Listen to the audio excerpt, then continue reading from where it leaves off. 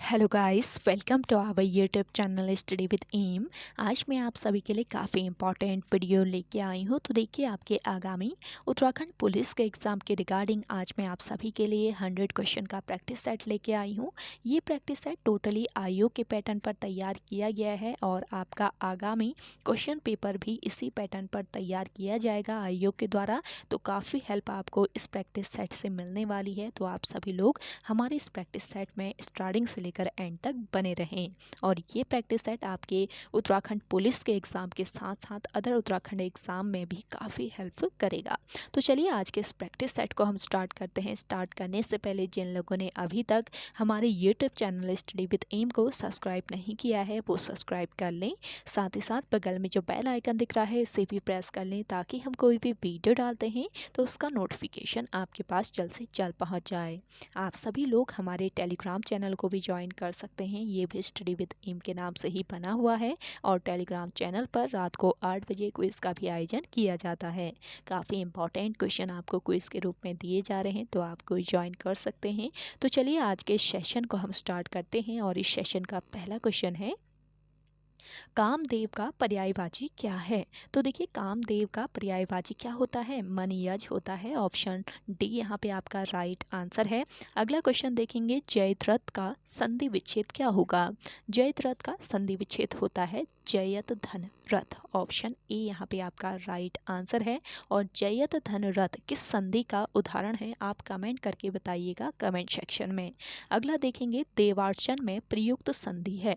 देखिए, देवार्चन में प्रयुक्त संधि कौन सी है, ये संधि है स्वर संधि। ऑप्शन सी इस क्वेश्चन का राइट आंसर है। अगला देखेंगे, जो अपने स्थान से डिग गया हो के लिए एक शब्द है। तो देखिए, जो अपने स्थान से डिग गया हो इसके लिए एक शब्द क्या होता है, इसके लिए एक शब्द होता है च्युत। ऑप्शन बी यहाँ पे आपका राइट आंसर है।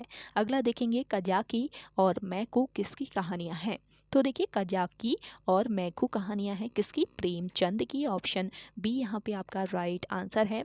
20 क्वेश्चन आपके हिंदी के आएंगे तो इस प्रैक्टिस सेट में भी 20 क्वेश्चन हमारे द्वारा रखे गए हैं तो आप सभी लोग एंड तक इसको फॉलो कीजिए। अगला देखेंगे, तिराजत शब्द का अर्थ है। तो देखिए, तिराजत शब्द का क्या अर्थ होता है, व्यापार। ऑप्शन बी यहाँ पे आपका राइट आंसर है। अगला देखेंगे, रेलगाड़ी शब्द है। तो रेलगाड़ी जो शब्द है ये कैसा शब्द है, ये एक संकर शब्द है। और संकर शब्द क्या होते हैं, दो अलग भाषाओं से मिलकर बने शब्दों को संकर शब्द कहा जाता है। अब रेलगाड़ी को देखें तो रेल जो है ये किस भाषा का शब्द है, अंग्रेजी भाषा का शब्द है। जबकि गाड़ी जो है ये फारसी भाषा का शब्द है। ये आपको याद रखना है, दो अलग भाषाओं से मिलकर बने शब्दों को संकर शब्द कहा जाता है। और आप सभी को हिंदी की अलग से क्लासेस पे प्रोवाइड कराई गई हैं स्टडी विद एम के द्वारा। तो आप सभी लोग स्टडी विद एम पर विजिट करके हिंदी की क्लासेस देख सकते हैं और हिंदी की अलग से प्लेलिस्ट बनाई गई है तो प्लेलिस्ट आप चेकआउट करके हिंदी की सारी क्लासेस को एक साथ देख सकते हैं। अगला क्वेश्चन देखेंगे, निम्नलिखित में कौन यौगिक शब्द है। तो देखिए, इनमें से यौगिक शब्द कौन सा है ये बताना है। तो विद्यालय जो है ये एक यौगिक शब्द है। ऑप्शन सी यहाँ पे आपका राइट आंसर है। अगला देखेंगे, देश प्रेम में कौन सा समास है। तो देखिए, समास आपके सिलेबस में है नहीं, वैसे एक आधी क्वेश्चन इसमें ऐड हुआ है तो इसका राइट आंसर मैं बता देती हूँ। करेक्ट आंसर हो जाएगा तत्पुरुष। अगला देखेंगे, स्थायी भावों की कुल संख्या कितनी है। तो देखिए, स्थायी भावों की जो संख्या होती है वो कितनी होती है, यहाँ पे आपका राइट आंसर हो जाएगा 9। ऑप्शन ए यहाँ पे आपका राइट आंसर है, 9 स्थायी भाव होते हैं। अगला क्वेश्चन देखेंगे, भरत मुनि के अनुसार रसों की संख्या कितनी है। तो देखिए, वैसे आपके 9 स्थायी भाव हैं तो रस भी कितने होने चाहिए, 9 होने चाहिए। 9 रस होते हैं, ये ध्यान रखेंगे। लेकिन भरत मुनि के अनुसार बताना है तो भरत मुनि के अनुसार रसों की कितनी संख्या है, 8। ये आपको याद रखना है, इंपॉर्टेंट क्वेश्चन है आपका। अगला देखेंगे, निम्न में से कौन छायावादी कवि हैं। तो देखिए, इनमें से छायावादी कवि कौन है, सुमित्रा नंदन पंत हैं। ऑप्शन सी इस क्वेश्चन का राइट आंसर है। अगला क्वेश्चन देखेंगे, देवनागरी लिपि किस भाषा की लिपि है? तो देवनागरी जो लिपि है ये किस भाषा की लिपि है? आप सभी को पता होगा, हिंदी भाषा की ये लिपि है। ऑप्शन डी यहाँ पे आपका बिल्कुल करेक्ट आंसर है। अगला क्वेश्चन देखेंगे, जो कानून के विरुद्ध हो उसे क्या कहते हैं? देखिए, जो कानून के विरुद्ध है उसे कहा जाता है अवैध। ऑप्शन डी इस क्वेश्चन का राइट आंसर है। अगला देखेंगे, सर्कस उपन्यास किसके द्वारा लिखा गया है? सर्कस नामक जो उपन्यास है ये लिखा गया है किसके द्वारा? संजीव के द्वारा। ऑप्शन ए इस क्वेश्चन का राइट आंसर हो जाएगा। अगला क्वेश्चन देखेंगे, चीफ की दावत कहानी के लेखक कौन है? चीफ की दावत इस कहानी के लेखक हैं भीष्म शाहनी। ऑप्शन बी इस क्वेश्चन का राइट आंसर है। अगला क्वेश्चन देखेंगे, रसोई घर में कौन सा समास है? तो देखिए, रसोई घर में प्रयुक्त जो समास है आपका ये है कौन सा? तत्पुरुष। ऑप्शन ए यहाँ पे आपका राइट आंसर है। अगला देखेंगे, पृथ्वीराज रासो किस काल की रचना है? तो देखिए, ये क्वेश्चन जो है ना काफ़ी महत्वपूर्ण क्वेश्चन है, इसको आप अच्छे से पढ़ लीजिए क्योंकि ये क्वेश्चन आयोग के द्वारा पहले पूछा गया क्वेश्चन है। तो पृथ्वीराज रासो जो है ये किस काल की रचना है? यहाँ पे आपका राइट आंसर हो जाएगा आदिकाल की ये रचना है पृथ्वीराज रासो। ये आपको याद रखना है, आयोग के द्वारा पहले ये क्वेश्चन पूछा गया है, तो हो सके कि आगामी एग्जाम में भी आपसे रिपीट कर लिया जाए क्वेश्चन। अगला देखेंगे, मैं अपना पाठ याद करता हूँ वाक्य में कारक है? तो देखिए, मैं अपना पाठ याद करता हूँ वाक्य में कौन सा कारक है? यहाँ पे आपका राइट आंसर हो जाएगा संबंध कारक। आप सभी को हिंदी में एक एक पॉइंट बहुत अच्छे से समझाया हुआ है, तो आप हिंदी की सारी क्लासेस देख लीजिए। लगभग आपको 30-32 क्लासेस हिंदी की प्रोवाइड की गई हैं स्टडी विद एम के द्वारा। तो स्टडी विद एम पर आप प्लेलिस्ट चेकआउट करके हिंदी की सारी क्लासेस एक साथ देख सकते हैं।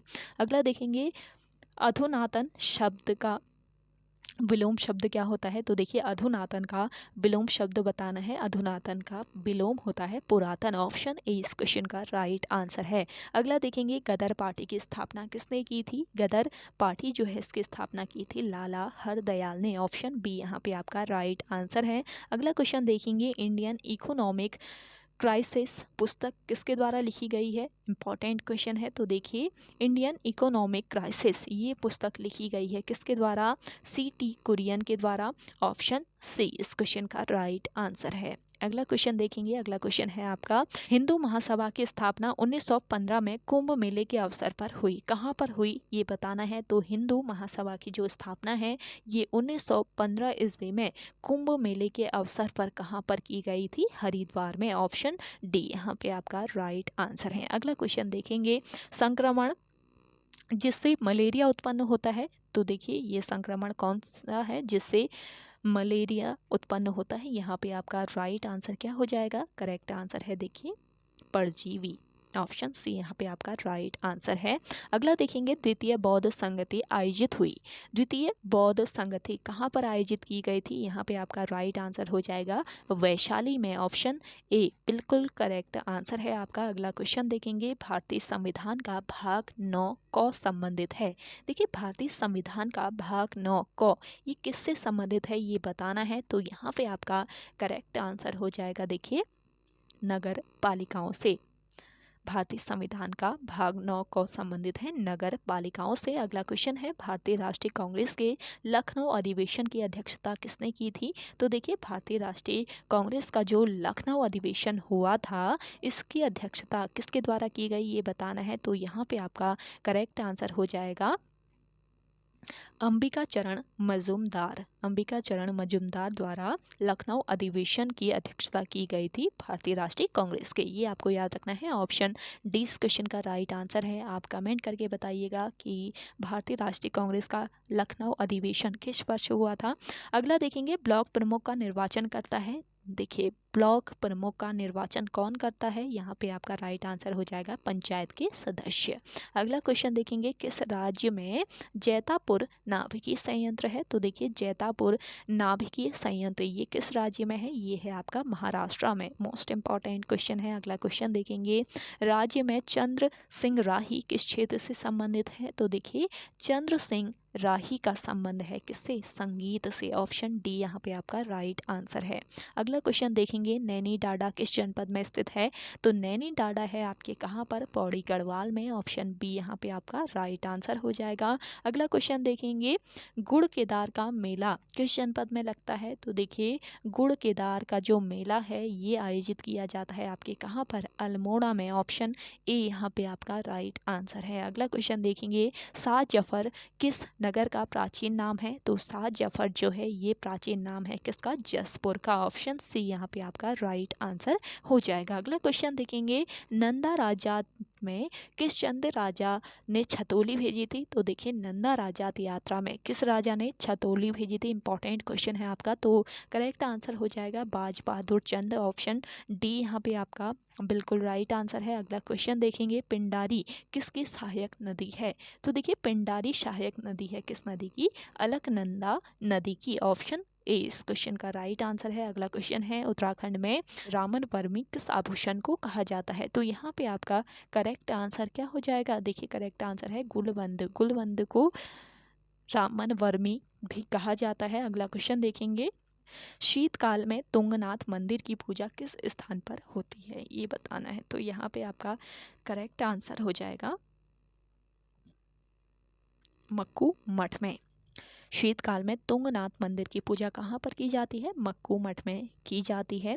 अगला क्वेश्चन देखेंगे, कवि चित्रकार मौलाराम चित्रकला की किस शैली के लिए प्रसिद्ध है? मोस्ट इंपॉर्टेंट क्वेश्चन, कवि चित्रकार मौलाराम जो है ये चित्रकला की किस शैली के लिए? गढ़वाली शैली के लिए काफ़ी फेमस है। ऑप्शन बी यहाँ पे आपका राइट आंसर हो जाएगा। अगला देखेंगे, उत्तराखंड में राष्ट्रीय खेल कब आयोजित होंगे? तो देखिए उत्तराखंड में राष्ट्रीय खेल का जो आयोजन है ये कब किए गए थे? वर्ष 2021 में किए गए थे, ये आपको याद रखना है। अगला क्वेश्चन देखेंगे, दुर्योधन मंदिर स्थित है। तो दुर्योधन का जो मंदिर है ये कहाँ पर स्थित है? इसका राइट आंसर हो जाएगा देखिए उत्तरकाशी में। दुर्योधन का मंदिर है उत्तरकाशी जनपद में। अगला क्वेश्चन देखेंगे, उत्तराखंड के पहले थल सेना अध्यक्ष कौन थे?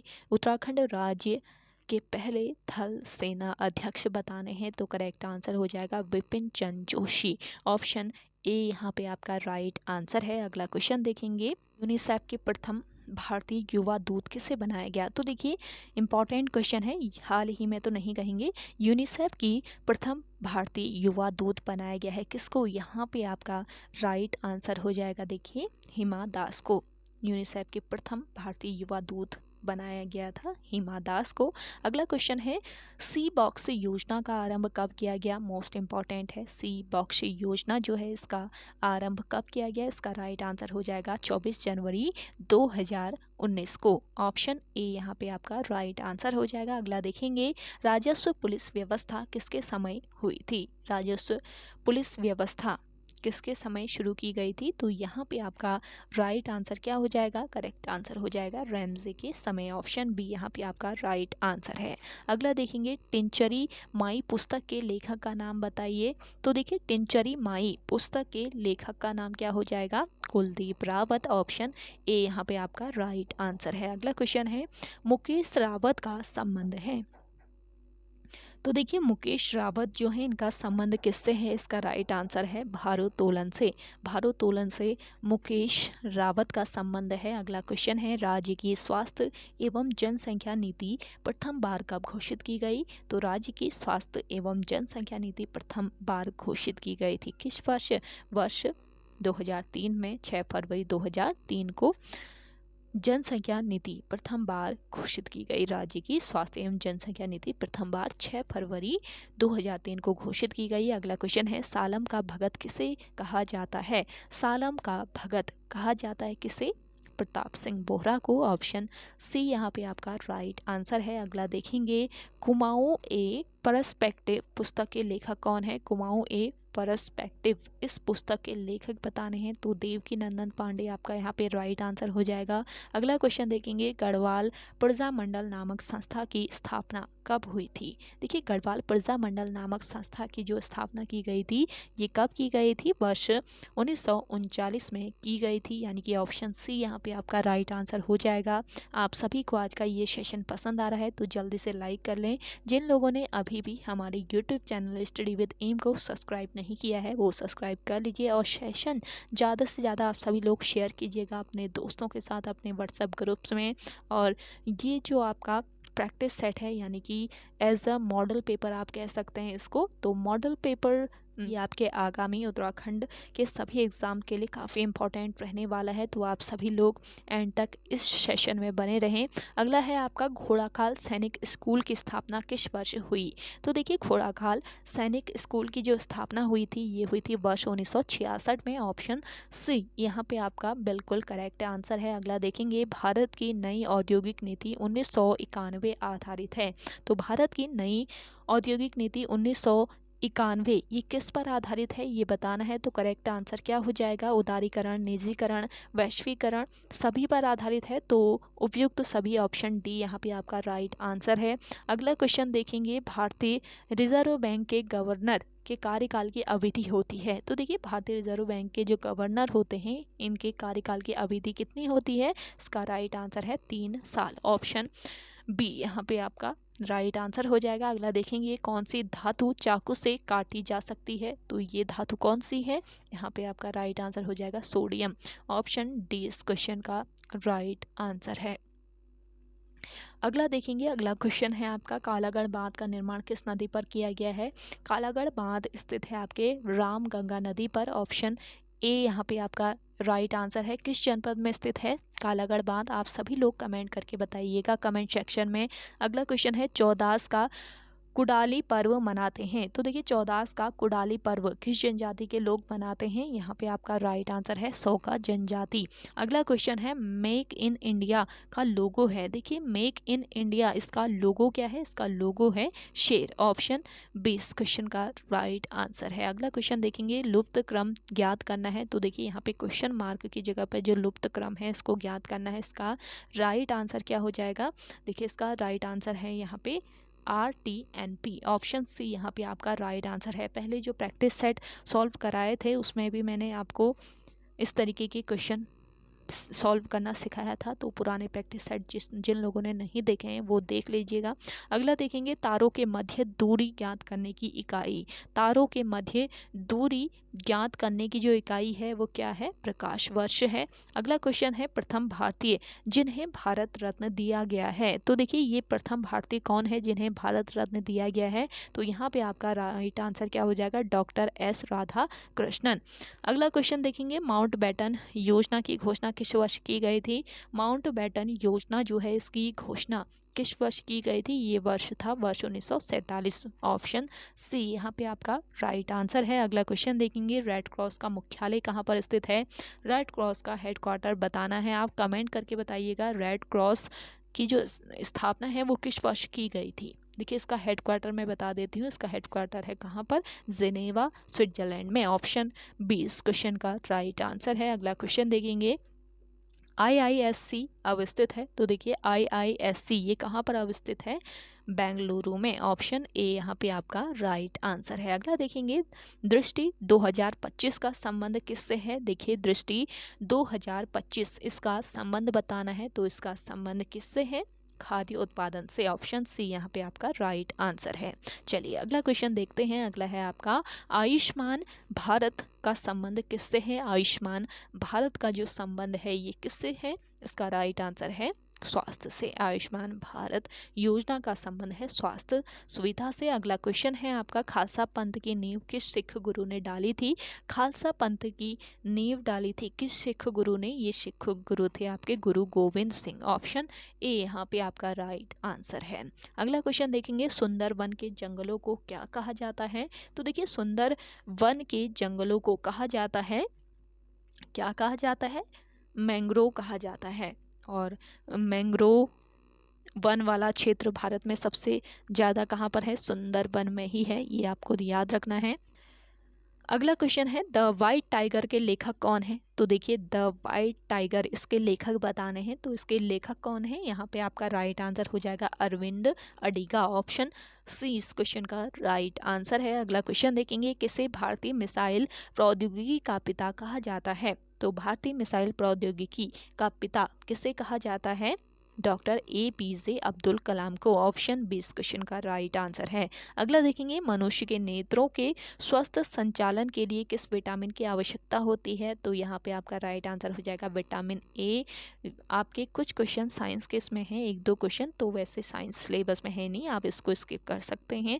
अगला देखेंगे, राज्य के नीति निर्देशक सिद्धांतों को कहाँ से लिया गया है? तो देखिए राज्य के नीति निर्देशक जो सिद्धांत है इनको कहाँ से लिया गया है? यहाँ पे आपका राइट आंसर हो जाएगा आयरिश संविधान से लिया गया है इनको, राज्य के नीति निर्देशक सिद्धांतों को। अगला क्वेश्चन है आपका, रमेश ने ये वाला शो यहाँ पे देखिए टाइप नहीं हो पा रहा था, तो अगले प्रैक्टिस सेट में इसको करेक्ट कर लेंगे हम, तो आप माइंड मत कीजिए। तो रमेश ने अपनी पत्नी को अपने मासिक वेतन का 65% दिया और उसकी पत्नी को 650 रुपये प्राप्त हुए, तो रमेश का वेतन कितना है? तो देखिए रमेश ने अपनी पत्नी को अपने मासिक वेतन का 65% दिया और उसकी पत्नी को 650 रुपये प्राप्त हुए, तो रमेश का वेतन बताना है। तो रमेश का वेतन कितना है? इसका राइट आंसर हो जाएगा 1000 रुपये।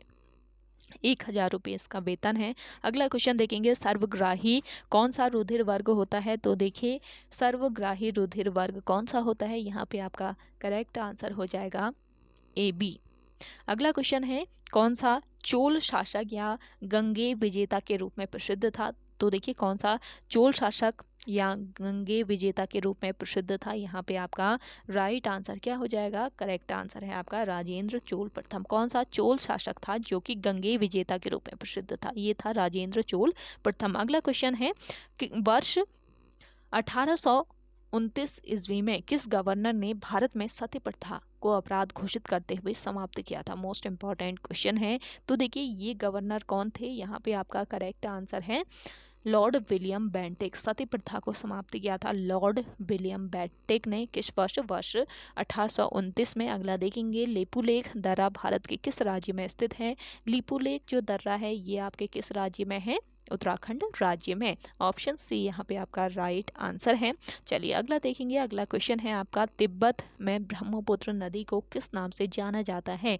तिब्बत में ब्रह्मपुत्र नदी जानी जाती है किस नाम से? यारलुंग नाम से। ऑप्शन ए यहाँ पे आपका राइट आंसर हो जाएगा। अगला देखेंगे, भारत में पहली बार संविधान सभा के चुनाव कब हुए थे? भारत में पहली बार संविधान सभा के जो चुनाव हुए थे ये हुए थे कब? वर्ष 1946 में। ऑप्शन ए इस क्वेश्चन का राइट आंसर है। अगला क्वेश्चन देखेंगे, GST संविधान का भाग 4A कितने मौलिक निर्दिष्ट करता है? तो यहाँ पे आपका राइट आंसर हो जाएगा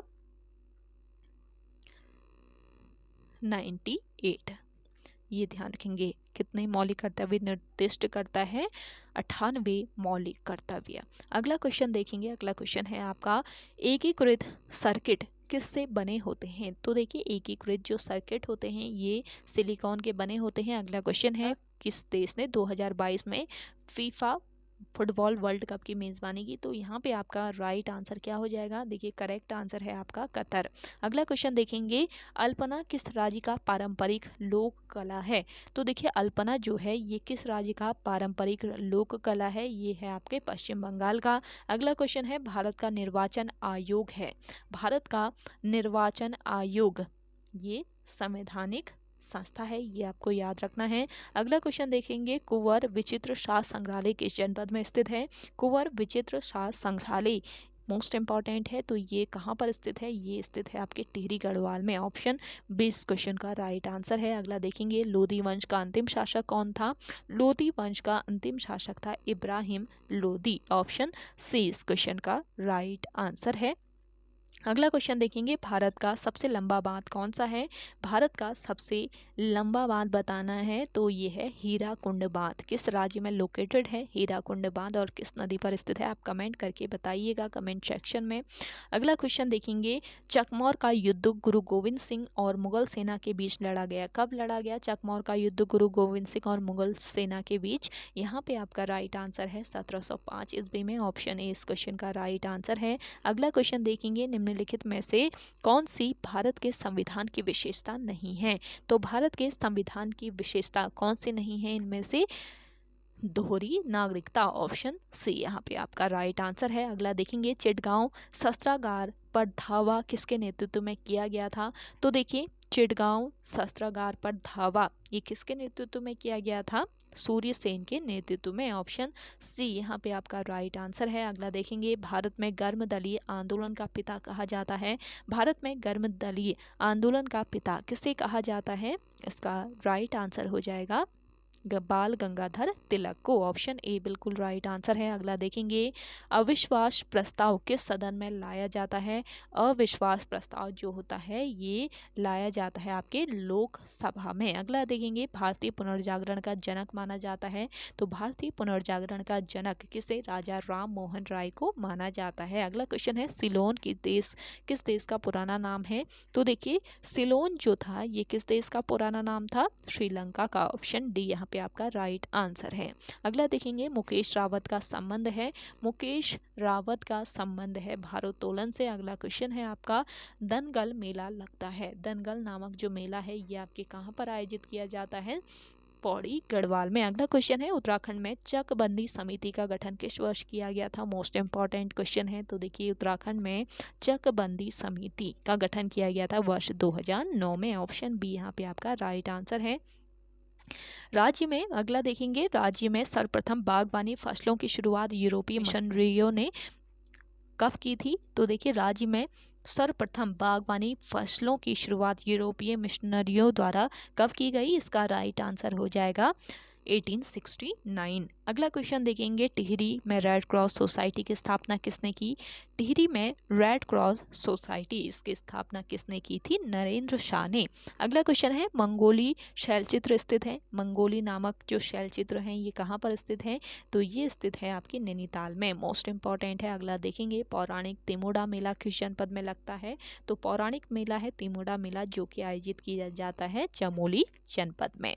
तो ओके गाइस, आज के सेशन में इतना ही। आई होप आप सभी को आज का ये सेशन काफ़ी पसंद आया होगा। अगर आप सभी को आज का ये सेशन पसंद आता है तो इस सेशन को लाइक कीजिए, शेयर कीजिए। जिन लोगों ने अभी भी हमारे YouTube channel study with M को सब्सक्राइब नहीं किया है वो सब्सक्राइब कर लें। तो चलिए मिलते हैं एक नेक्स्ट इंटरेस्टिंग वीडियोज़ के साथ, तब तक के लिए धन्यवाद।